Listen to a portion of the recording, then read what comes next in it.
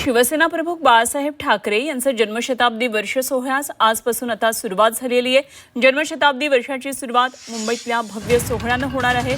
Shiv Sena UBT आणि महाराष्ट्र नवनिर्माण सेनेच्या वतीनं माटुंगामध्ये षण्मुखानंद सभागृह इथं हा सोहळा आयोजित करण्यात आलेला आहे। उद्धव आणि राज ठाकरे या कार्यक्रमासाठी एकत्र येणार आहेत। महापालिका निवडणुकीच्या निकालानंतर दोन भाऊ या कार्यक्रमानिमित्त एका व्यासपीठावर येणार आहेत आणि या सोहळ्यामधून उद्धव आणि राज ठाकरे काय भूमिका मांडणार याकडे लक्ष असेल।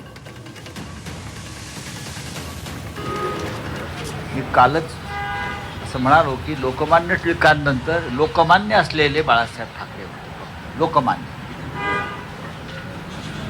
आज संध्याकाळी शिवसेनेतर्फे